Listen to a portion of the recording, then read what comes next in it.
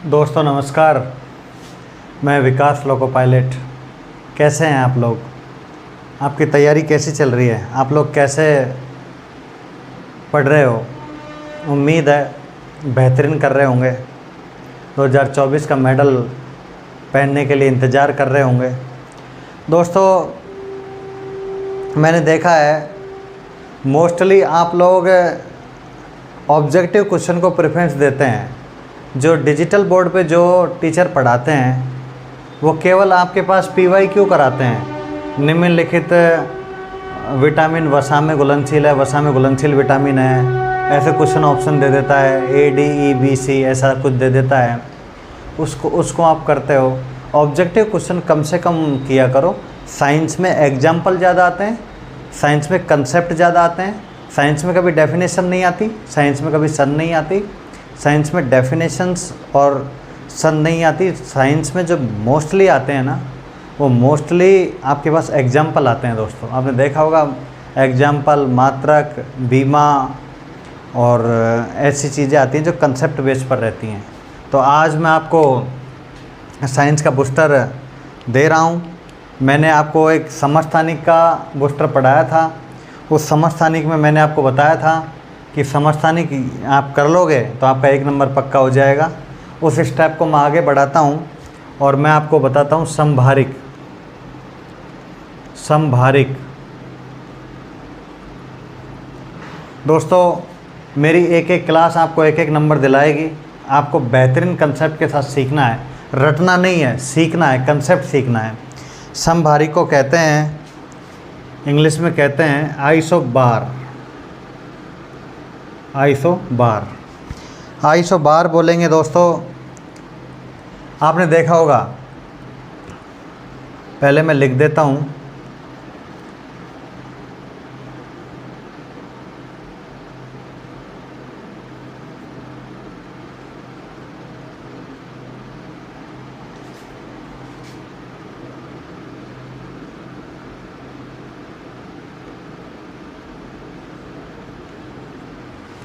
दोस्तों आपने समभारिक से पहले समस्थानिक पढ़ा था। आपको कंसेप्ट सिखाता हूँ। समस्थानिक में आपने क्या सीखा था? समस्थानिक में आपने सीखा था कि एग्जाम्पल से समझिए। 1H1 1H2 आपने देखा था कि आपका परमाणु क्रमांक समान था। ये भी H था, ये भी H था, मतलब समान परमाणु था। समस्थानिक में परमाणु हमेशा समान होता है। समस्थानिक में हमेशा परमाणु समान होता है, परमाणु क्रमांक भी समान होता है। लेकिन आपने देखा होगा इसमें परमाणु क्रमांक Z1 है, परमाणु क्रमांक Z2 है, इसमें आपके पास परमाणु A है, इसमें परमाणु आपके पास C है, लेकिन ये परमाणु द्रव्यमान, ये परमाणु भार आपके पास सेम है। तो इसमें क्या था? आपके पास एक ही परमाणु था जिसका परमाणु क्रमांक समान था, लेकिन परमाणु द्रव्यमान या द्रव्यमान संख्या इसकी अलग थी। उसको समस्थानिक बोल रहे थे। इसमें क्या है दोस्तों? इसमें 2 या 2 से अधिक, क्योंकि आपके पास A आपके पास एक परमाणु है, ये C आपके पास परमाणु है, कोई तीसरा हो सकता है लेकिन वो अलग अलग रहेगा। तो 2 या 2 से अधिक परमाणु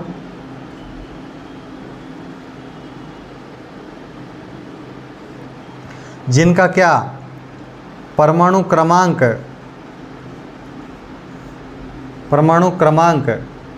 इंग्लिश मीडियम के लिए एटॉमिक नंबर सेम। आपके पास एटॉमिक नंबर परमाणु क्रमांक समस्थानिक में सेम था, इसमें आपके पास क्या रहेगा? डिफरेंट रहेगा।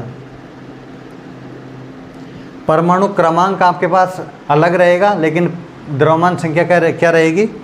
द्रव्यमान संख्या या परमाणु भार क्या रहेगा? सेम रहेगा। दोस्तों रटना नहीं है, इस चीज़ को उतार लो। इस चीज़ को उतारने के बाद आपको रटना नहीं है। आप देखो ढंग से समझिए।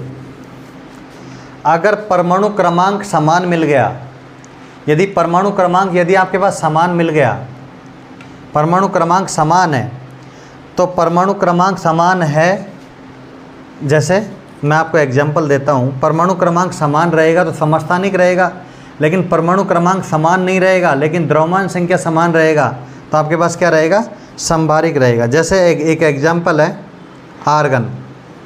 आर्गन का परमाणु क्रमांक है 18, ये है आपके पास 39, ये आपके पास कितना है दोस्तों, 39। इसके बदले में आपके पास क्या रहेगा, एक पोटेशियम रहता है, ये 19 रहता है, और ये आपके पास क्या रहेगा, 39। दोस्तों समझिए, और मैं लिख देता हूँ एक 1H1, रटना नहीं है, केवल समझना है। 1H1, एक लिख देता हूँ 1H2। दोस्तों इसमें आपके पास H समान है, H समान है, मतलब परमाणु समान है। इसमें आपके पास आर्गन है, ये आपके पास K means potassium, K means क्या होता है, पोटेशियम। ये आपके पास अलग अलग है, ये परमाणु अलग है, ये परमाणु अलग है। इसका परमाणु क्रमांक 1 है, इसका परमाणु क्रमांक 1 है, ये समस्थानिक है हाइड्रोजन का। इसका परमाणु क्रमांक 18 है, इसका परमाणु क्रमांक 19 है, लेकिन इसका परमाणु द्रव्यमान अलग है, इसका परमाणु द्रव्यमान अलग है, लेकिन इसका परमाणु द्रव्यमान सेम है, इसका परमाणु द्रव्यमान सेम है। मतलब एटॉमिक नंबर डिफरेंट रहेगा और एटॉमिक मास, परमाणु भार आपके पास सेम रहेगा। क्वेश्चन पूछेगा, क्वेश्चन पूछा भी है, निम्नलिखित युग्म में से कौन सा संभारिक है, निम्नलिखित युग्म में संभारिक है, निम्नलिखित युग्म में संभारिक है। जब आप PYQ करते हो, जब आप प्रीवियस ईयर के क्वेश्चन पेपर देखते होंगे तो ऐसा क्वेश्चन आपको मिलता होगा। मेरे बूस्टर का मतलब आपको केवल मेन एग्ज़ाम पर फोकस करना है कि आपको कैसे एग्ज़ाम क्रैक कराया जाए। दोस्तों परमाणु क्रमांक यदि आपके पास समान है, परमाणु क्रमांक समान है तो समस्थानिक है, लेकिन यदि परमाणु क्रमांक आपके पास समान नहीं है और आपके पास परमाणु भार या द्रव्यमान संख्या आपके पास समान है तो आपके पास क्या है, वो समभारिक है। समझ गए दोस्तों? चलो आगे चलते हैं। आगे चलेंगे दोस्तों, आगे चलेंगे तो सम न्यूट्रॉनिक, इसको बोलते हैं दोस्तों आइसोटोन्स। आइसोटॉप बोलते हैं समस्थानिक को, आइसोटोन्स बोलते हैं न्यूट्रॉन को। नाम से पता चल रहा है सम न्यूट्रॉनिक, मतलब इलेक्ट्रॉनों की संख्या क्या रहेगी, समान। इलेक्ट्रॉनों की संख्या क्या रहेगी दोस्तों, समान। इसमें केवल इलेक्ट्रॉनों की संख्या, इलेक्ट्रॉनों की नहीं, न्यूट्रॉनिक, सॉरी दोस्तों, न्यूट्रॉनों की संख्या, न्यूट्रॉनों की संख्या क्या रहेगी, समान। नाम से ही पता चल रहा है सम न्यूट्रॉनिक, न्यूट्रॉन की संख्या समान। अब इसमें ऐसा नहीं लिखा है, परमाणु क्रमांक की कोई बात नहीं है इसमें। देखो रटना नहीं है, यदि आप रटोगे तो समझ नहीं पाओगे। परमाणु क्रमांक कुछ नहीं लिखा है, परमाणु क्रमांक की चर्चा नहीं है, परमाणु भार की चर्चा नहीं है, परमाणु भार की चर्चा नहीं है। हमारी तरफ से परमाणु क्रमांक समान रहे, हमारी तरफ से हम कुछ नहीं छेड़ेंगे, हम परमाणु क्रमांक को नहीं छेड़ेंगे, हम परमाणु भार को नहीं छेड़ेंगे, हम किसको छेड़ेंगे, न्यूट्रॉन की संख्या हमारे पास क्या रहनी चाहिए, समान। क्वेश्चन कहेगा निम्नलिखित युग्म में सम न्यूट्रॉनिक है, आपको एग्जाम्पल दे देगा और इसके मैं एग्जाम्पल आपको लिखाता हूँ। इसके एग्जाम्पल रहेंगे दोस्तों, इसके एग्जाम्पल है एक 11Na3023 और इसके युग्म में रहेगा, इसके युग्म में रहेगा 12Mg24। मान लो ये है, आपको ये दे दे, ये युग्म दे दे, युग्म का मतलब दोनों एंड में है। ऐसा ए एग्जाम्पल दे दिया, बी में कुछ दे दिया, सी में कुछ दे दिया, डी में कुछ दे दिया, ऐसा पूछेगा दोस्तों, 100% पूछेगा ऐसा क्वेश्चन रेलवे में। निम्नलिखित युग्म में सम न्यूट्रॉनिक है, तो जब भी आपसे क्वेश्चन पूछेगा तो न्यूट्रॉन की चर्चा करेगा तो परमाणु क्रमांक आपकी तरफ से चाहे समान हो, जब तक आपको कंसेप्ट समझ में नहीं आएगा तब तक साइंस आपको अच्छी तरीके से प्रिपेयर नहीं हो पाएगी। आपकी तरफ से परमाणु क्रमांक कुछ भी कहे, आपकी तरफ से परमाणु भार कुछ भी कहे, आपको इनको नहीं छेड़ना है। आपको क्या करना है, सम न्यूट्रॉनिक। न्यूट्रॉन का मतलब आपके पास न्यूट्रॉन की संख्या क्या रहनी चाहिए, समान। अब जब न्यूट्रॉन की संख्या आपके पास समान कैसे रहेगी, न्यूट्रॉन की संख्या कैसे निकालते हैं दोस्तों, मैंने आपको एटम में निकालना सिखाया था, पिछले बूस्टर में सिखाया था। 23 में से ये 23 में से अगर द्रव्यमान संख्या में से परमाणु भार में से परमाणु क्रमांक घटाते हैं तो न्यूट्रॉन की संख्या आ जाएगा। तो न्यूट्रॉन की संख्या कितना, 12। यदि परमाणु भार में से, ये 23 परमाणु भार है, परमाणु भार में से परमाणु क्रमांक घटाएंगे तो कितना आ जाएगा, 12। ये 24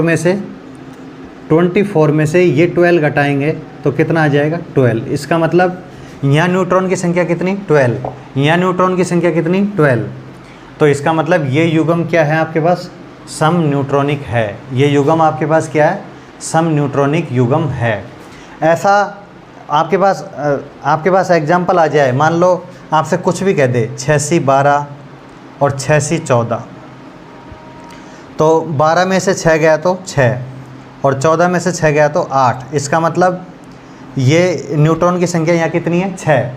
न्यूट्रॉन की संख्या यहाँ कितनी है, 8। इसका मतलब दोनों युग्म सम न्यूट्रॉनिक नहीं है। सम न्यूट्रॉनिक युग्म कब रहेंगे, जब आपके पास न्यूट्रॉन की संख्या क्या रहेगी, समान।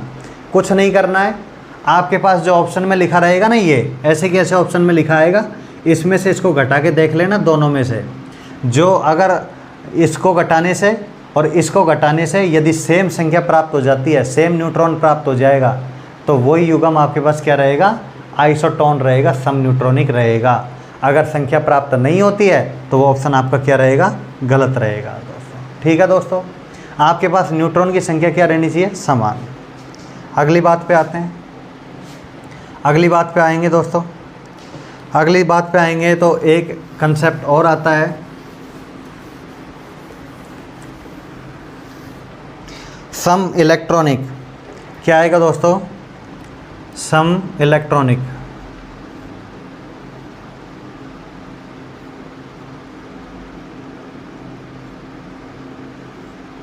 इसको इंग्लिश में कहेंगे आइसो इलेक्ट्रॉनिक। इसको इंग्लिश में क्या कहेंगे दोस्तों, आइसो इलेक्ट्रॉनिक। नाम से पता क्या चल रहा है, नाम से पता चल रहा है सम इलेक्ट्रॉनिक, इलेक्ट्रॉन क्या रहेंगे, समान। अब दोस्तों एक बात समझिए, कोई परमाणु है, ये कोई परमाणु है, ये कोई परमाणु है, ये दोनों परमाणुओं में इलेक्ट्रॉन की संख्या तो हमेशा समान रहेगी ना, इलेक्ट्रॉन की संख्या तो हमेशा समान रहती है। किसी भी परमाणु में हमेशा इलेक्ट्रॉन की संख्या क्या रहती है, समान रहती है। तो सम इलेक्ट्रॉनिक ध्यान रखना, पहला पॉइंट है आयन, इंग्लिश मीडियम के लिए आयन और अणु, परमाणु नहीं, परमाणु में तो हमेशा इलेक्ट्रॉन की संख्या समान रहेगी। आयन या अणु दोनों में ये दो ही चीज़ ऐसी हैं। आयन, आयन मीन्स धनायन ऋणायन आवेश, आवेश मीन्स चार्ज।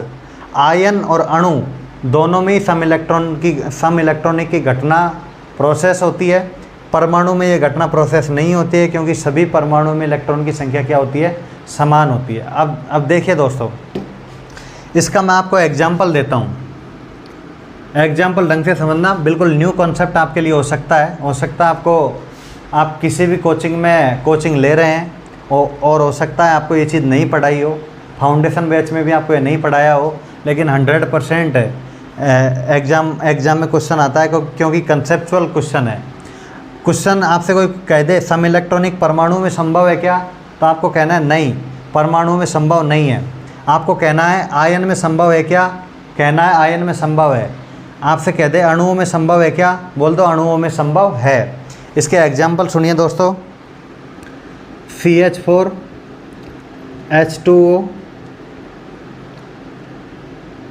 H2O और NH3 दोस्तों, इसके एग्जाम्पल कैसे हैं सुनिए। क्वेश्चन कहेगा निम्नलिखित युग्म में सम इलेक्ट्रॉनिक है, ऐसा क्वेश्चन जेई में आया था, मैंने भी दिया था जेई का पेपर, मुझे मालूम है। CH4H2NH3, ये क्वेश्चन आया था। निम्नलिखित में से सम इलेक्ट्रॉनिक युग्म है, क्वेश्चन पूछेगा निम्नलिखित में से सम इलेक्ट्रॉनिक युग्म है, तो आपको क्या कहना है? आपको ए ऑप्शन दे दिया, कुछ बी ऑप्शन दे दिया, कुछ सी दे दिया, कुछ डी दे दिया। मान लो आपको क्या कैसे फाइंड आउट करना है कि ये युग्म सम इलेक्ट्रॉनिक है। मान लो ये ऑप्शन में दिया, अब आप एग्जाम हॉल में बैठे हो, एग्जाम हॉल में बैठे हो तो आप कैसे चर्चा करोगे? देखिए दोस्तों, कार्बन का परमाणु क्रमांक कितना होता है? 6। कार्बन का परमाणु क्रमांक कितना? 6। और हाइड्रोजन, देखो दोस्तों, कार्बन का परमाणु क्रमांक कितना? 6। हाइड्रोजन का कितना है? हाइड्रोजन का कितना अणु है? 4। तो 6 + 4 बराबर कितना? 10। कैसे आया? कार्बन का परमाणु क्रमांक कितना? 6। H4 का कितने अणु है हाइड्रोजन में? 4। तो 6 में 4 जोड़ दिया, कितने? 10। हाइड्रोजन में कितने अणु हैं दोस्तों? हाइड्रोजन में हैं 2। ऑक्सीजन का परमाणु क्रमांक कितना? 8। इसका मतलब ये कितना? 10। समझ गए दोस्तों? N means nitrogen. नाइट्रोजन का परमाणु क्रमांक कितना? 7। नाइट्रोजन का परमाणु क्रमांक कितना है? 7। और हाइड्रोजन का कितना अणु है? 3। तो 7 + 3 बराबर कितना? 10। इसका मतलब ये युग्म ऐसा है, जिसमें इसमें इलेक्ट्रॉन की संख्या 10 है, इसमें इलेक्ट्रॉन की संख्या 10 है, इसमें इलेक्ट्रॉन की संख्या 10 है, और आपको इलेक्ट्रॉन की संख्या क्या चाहिए? समान चाहिए। तो इसका मतलब इसमें इलेक्ट्रॉन की संख्या 10, इसमें इलेक्ट्रॉन की संख्या 10, इसमें इलेक्ट्रॉन की संख्या 10। इसका मतलब ये युग्म है, ये युग्म क्या है? सम इलेक्ट्रॉनिक युग्म है।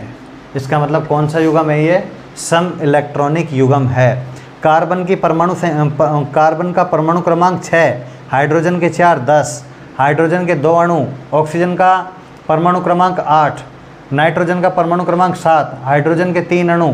तो 7 + 3 बराबर कितने? 10। इसका मतलब टोटल आपके पास 10 है। इसका मतलब ये टोटल युग्म ऐसा है जिसमें इलेक्ट्रॉनों की संख्या क्या है? समान। इसका मतलब आपका करेक्ट आंसर क्या हो जाएगा?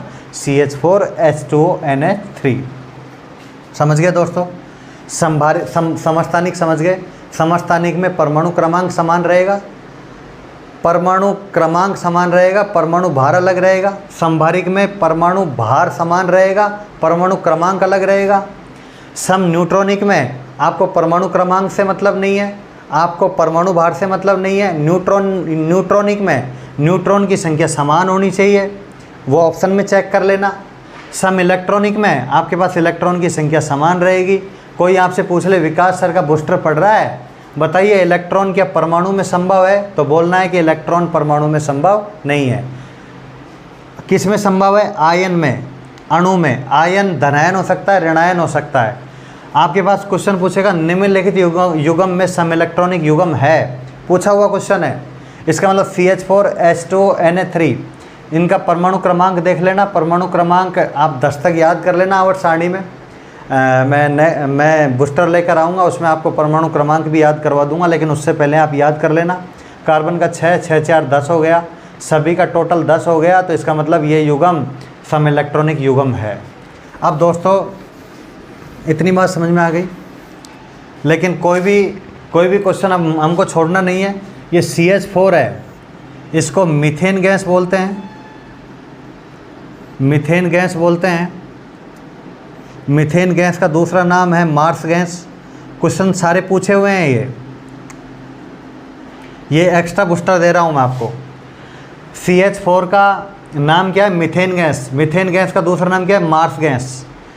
CH4 मीथेन गैस का रासायनिक सूत्र है CH4, ऐसा क्वेश्चन पूछा गया है। मीथेन गैस का रासायनिक सूत्र है CH4।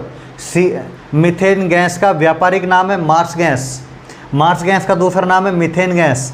मीथेन गैस का रासायनिक सूत्र है CH4।